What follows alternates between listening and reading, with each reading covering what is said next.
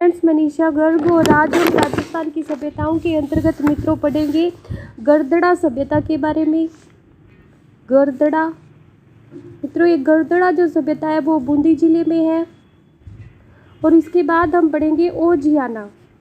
ये ओजियाना जो सभ्यता है मित्रों राजस्थान के भीलवाड़ा जिले में है और ये दोनों ही काफ़ी महत्वपूर्ण है मित्रों। हालांकि गरदड़ा जो है उसमें 2 ही लाइनें हैं और इसलिए लेकिन ये 2 लाइनें भी पेपर में पूछ ली जाती है और ओजियाना सभ्यता के बारे में हम विस्तार से जानेंगे।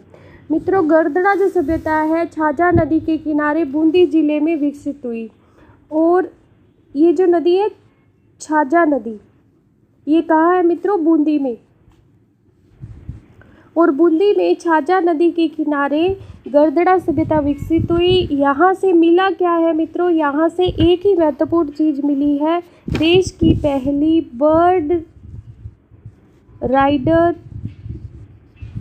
Rock painting.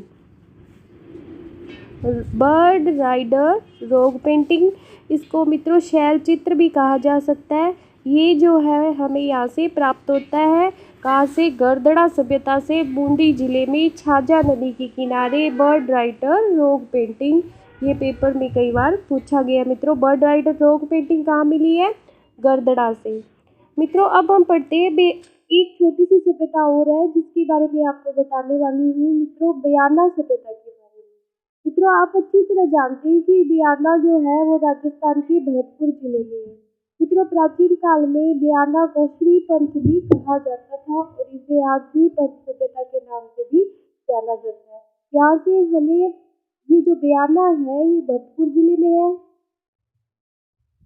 और बयाना सभ्यता से हमें गुप्तकालीन सिक्के व नील की खेती के प्रमाण प्राप्त होते हैं।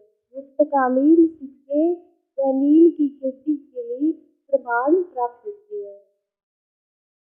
नील की खेती तो आज भी इस क्षेत्र में, भरतपुर वाले क्षेत्र में नील की खेती जो है वो थोड़ी बहुत की जाती है मित्रों। नील की खेती के लिए ये जो क्षेत्र है वो प्रसिद्ध है और प्राचीन काल में भी हमें यहीं से नील की खेती के प्रमाण मिले हैं। इसके अलावा मित्रों आज हम पढ़ते हैं ओजियाना सभ्यता के बारे में। मित्रों, ओजियाना जो सभ्यता है वो भीलवाड़ा जिले में है। ओजियाना सभ्यता बहुत ही महत्वपूर्ण सभ्यता है क्योंकि मित्रों ये जो सभ्यता है वो आहड़ नदी घाटी के क्षेत्र में आती है और इससे ही साम्य रखती है। मित्रों, यहाँ से जो उत्खनन है वो 2000 में किया गया। 2000 ईस्वी में यहाँ उत्खनन किया गया और मित्रों उत्खनन से यहाँ पर हमें मिट्टी से गाय और बैल की मूर्तियाँ प्राप्त होती है। ये जो महत्वपूर्ण चीजें हैं, गाय और बैल की मिट्टी की मूर्ति यहाँ से प्राप्त होती है। मित्रों, आहड़ से भी यहाँ हमें गाय का प्रमाण नहीं मिलता, गाय की कोई मूर्ति नहीं मिलती, लेकिन ओजियाना से हमें गाय और बैल की मिट्टी की मूर्तियाँ प्राप्त होती है। मित्रों, ओजियाना ही वो स्थल है जहाँ से हमें गाय के मूर्तियाँ प्राप्त हुई है। इस ओजियाना से हमें साबुत मिट्टी के बर्तन भी मिले हैं। साबुत बर्तन मिले हैं जो मिट्टी के हैं, जो मिट्टी के हैं। और मित्रों इन बर्तनों को एक विशेष नाम दिया गया है, डिलक्स टाइप वेयर। क्या नाम दिया गया इनको? Deluxe type ware. क्योंकि ये बिल्कुल साबुत है, जीर्णशील अवस्था में बिल्कुल नहीं है, बहुत ही सही अवस्था में ये मिले है, साबुत अवस्था में, इसलिए इनको डिलक्स टाइप वेयर कहा गया है। मित्रों, अब जानते हैं कुछ महत्वपूर्ण तथ्य इन सभ्यताओं के बारे में। मित्रों, झालावाड़ जिले में मालपुरा गांव वहां पर एक कोलवी की गुफा स्थित है। कोलवी की, इस कोलवी की गुफा को बौद्ध धर्म का सबसे बड़ा केंद्र माना गया। इसका बौद्ध धर्म का सबसे बड़ा केंद्र किसको माना गया? कोलवी की गुफा को।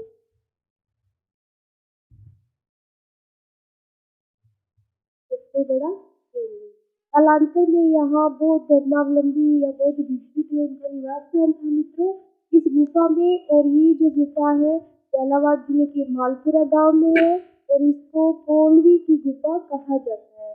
मित्रों राजस्थान की जो प्रथम अलंकृत गुफा है, प्रथम अलंकृत गुफा कौन सी है? ये जो गुफा है बांका गांव भीलवाड़ा में है।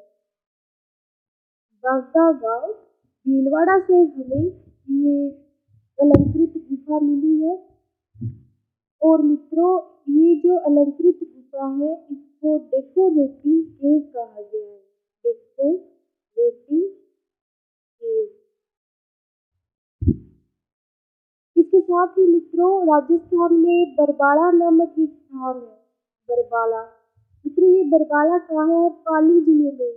पाली जिले के बरबाला नामक स्थान से हमें जीवंत स्वामी की मूर्ति मिलती है। जीवंत स्वामी मित्रों महावीर स्वामी को कहा जाता है। क्या कहा जाता है? जीवंत स्वामी की मूर्ति।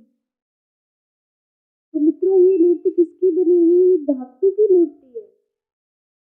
जीवंत स्वामी यानी कि महावीर स्वामी। कहाँ से मिली है? बरबाला पाली से जीवंत स्वामी की धातु की मूर्ति हमें प्राप्त होती है। राजस्थान के कालीबंगा नामक स्थान मित्रों कालीबंगा जो सिंधु घाटी सभ्यता का महत्वपूर्ण स्थल है, यहाँ से हमें विशाल सांडों की जुड़वा पैरों वाली मिट्टी की मूर्ति मिलती है। मित्रों राजस्थान में स्थान स्थान पर बैलों की आकृति के अवशेष हमें मिलते हैं।